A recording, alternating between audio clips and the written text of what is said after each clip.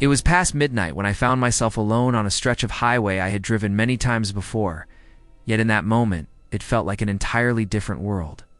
The long day behind me had been nothing but miles of asphalt and the constant hum of my truck's engine, and though my body begged me for rest, I kept pushing forward because the road offered no safe place to stop.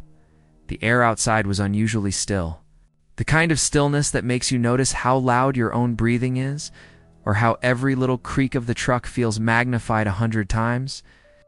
Even the stars overhead seemed dimmer, hidden behind a veil of thin clouds, and the moonlight struggled to touch the road. For a while, it was just me, my truck, and the endless highway. There were no other cars, no distant headlights, nothing.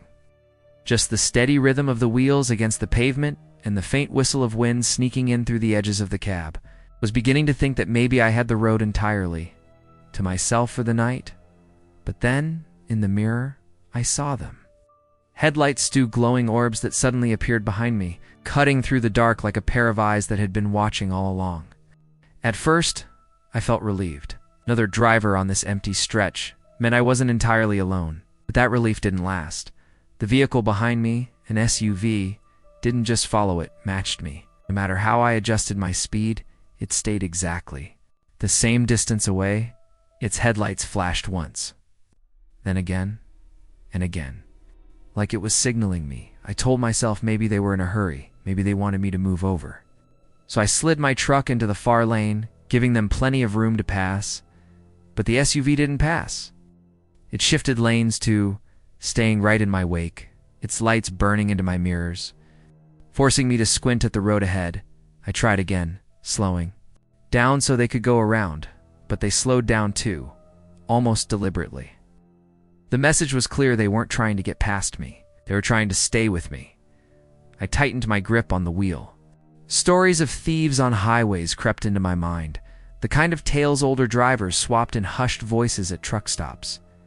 Drivers forced to stop, cargo stolen in the middle of the night, sometimes worse, this road-long, desolate cut off from towns and cameras was the perfect place for something like that to happen. Before I could decide what to do, the SUV made its move. It surged forward, pulling up beside me with unnerving precision. Its windows were tinted black, impossible to see inside. The hum of its engine grew louder, matching the growl of my truck as it pressed closer and closer. It's almost brushing against the side. For a moment I thought they were going to ram me.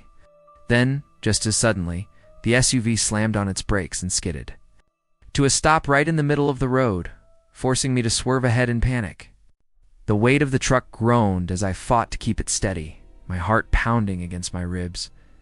When I looked back in the mirror, expecting to see the SUV still there, blocking the road, something else greeted me instead. The headlights went out. Not dimmed, not flickered. They switched off completely, plunging that entire section of highway into an unnatural darkness. But it wasn't just the lights. The sound of the SUV's engine vanished too. The roar of tires, the vibration of machinery, all of it cut off as if someone had pressed mute on the world. All that remained was silence, and the whisper of wind curling through the night. I eased off the gas, staring into the mirror, my eyes straining to make out any shape against the black. But there was nothing. No vehicle, no shadow, not even the faint glint of metal catching what little light the sky still offered. The road behind me was empty. I blinked, thinking maybe I had missed it, that perhaps it had turned off at some unseen exit. But there were no exits here, no side roads, no dirt paths.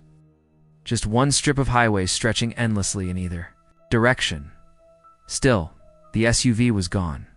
I wanted to believe I had imagined it, that the fatigue of driving so long had played tricks on my mind.